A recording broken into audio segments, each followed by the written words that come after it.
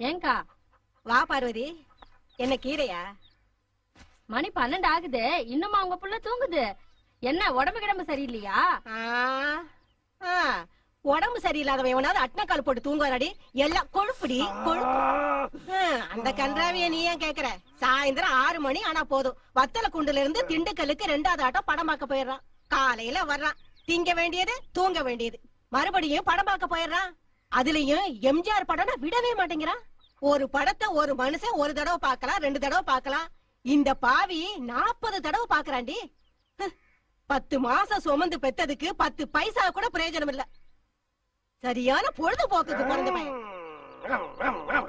ஏதோ அந்த கூறுகட்ட மனுஷன் 4 ஏக்கரவை விட்டுட்டு போனனாலதான் அதுல வர்ற நெல்லையும் கம்பியும் வச்சு இவனுக்கு ஆக்கி கொட்டுற. அதையும் தின்னுட்டு கோயில் மாடு மாதிரி திரியிறான். அதுவும் கோழி குழம்பு இல்லாம திங்க மாட்டாரு மைனரு.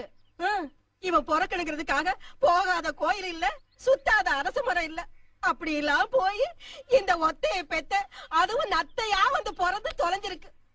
இவனை 10 மாசம் சுமந்து கஷ்டப்பட்டு பெத்த இந்த வயித்தை பெரண்டைய கொண்டே அடிச்சுக்கணும். என்ன என்ன பெரிய 10 மாசம் கஷ்டப்பட்ட?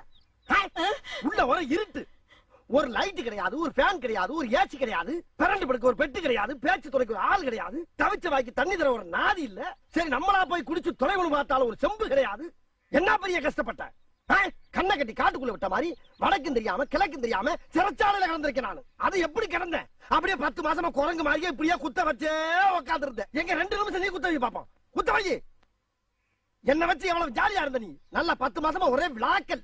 வளகாப்புங்கிற பேர்ல வளையல் போடுறது, பூச்சூடுறது, புது புடவையா வாங்கி சுத்திக்கிறது, விருந்துங்கிற பேர்ல கண்ணதுகள் எல்லாம் குழைச்சு உருண்டை கட்டியா உள்ள இறக்கி லோனை தின்னு கொல்ல பார்த்தது இல்லாம கஷ்டப்பட்டாரு. சரி அவ்வளவு தின்ன இல்ல, பிள்ளை கலரா பறக்கணும் 100 கிராம் குங்குமப்பூ வாங்கி முடிஞ்சு நான் வெள்ளையா பிறந்திருப்பல. யார் கஷ்டப்படுறது, யார் பேர் பாக்குறது? பாத்தியாடி பார்வதி என் பிள்ளையோட அறிவை? இந்த உலகத்துல மக்க மனுஷ தோண்ட காலத்துல இருந்து இப்படி ஒரு விளக்கத்தை யாரா சொல்லிருக்காங்களா? இல்ல யாருக்காவது தோணி இருக்குமா? இவ்வளவு சிந்திச்சுக்கிட்டு தானே இந்த பயப்புள்ள இந்த வயத்துல கடந்திருக்கா.